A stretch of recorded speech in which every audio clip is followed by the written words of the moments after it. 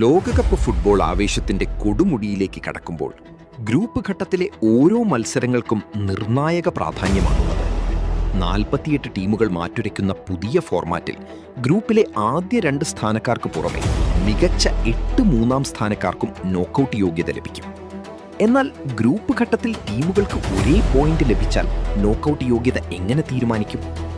ഗ്രൂപ്പിലെ മത്സരങ്ങൾ പൂർത്തിയാകുമ്പോൾ 2 അതിലധികമോ ടീമുകൾക്ക് ഒരേ പോയിന്റ് ആണെങ്കിൽ ഫിഫ ആദ്യം പരിഗണിക്കുന്നത് ഗോൾ വ്യത്യാസമാണ്.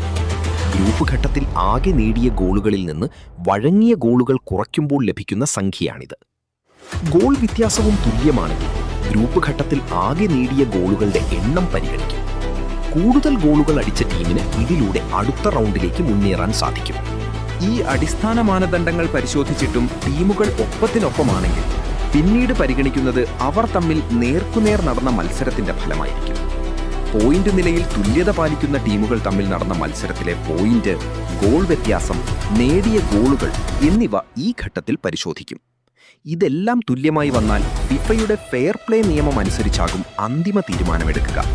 കളിക്കാർക്ക് ലഭിച്ച മഞ്ഞ, ചുവപ്പു കാർഡുകളുടെ എണ്ണം അടിസ്ഥാനമാക്കി നെഗറ്റീവ് പോയിന്റുകൾ നൽകിയാണ് ഫെയർ പ്ലേ പോയിന്റ് നിർണ്ണയിക്കുന്നത്.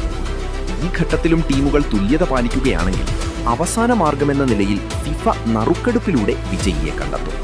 പുതിയ ലോകകപ്പ് ഫോർമാറ്റിലെ മറ്റൊരു പ്രധാന ആകർഷണം മികച്ച മൂന്നാം സ്ഥാനക്കാരുടെ നോക്കൌട്ട് പ്രവേശനമാണ്.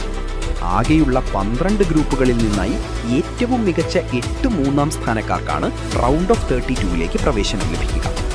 ഈ മികച്ച 8 ടീമുകളെ കണ്ടെത്താനും ഇതേ ടൈ ബ്രേക്കർ നിയമങ്ങൾ തന്നെയാണ് ഫിഫ ഉപയോഗിക്കുന്നത്.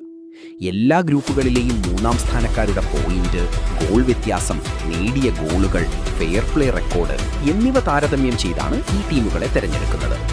അതുകൊണ്ട് തന്നെ കളിക്കളത്തിൽ നേടുന്ന ഓരോ ഗോളും, എന്തിനു പറയുന്നു റെഫറി നൽകുന്ന ഓരോ കാർഡുകൾ പോലും ടീമുകളുടെ മുന്നോട്ടുള്ള പ്രയാണത്തെ നിർണായകമായി സ്വാധീനിക്കും.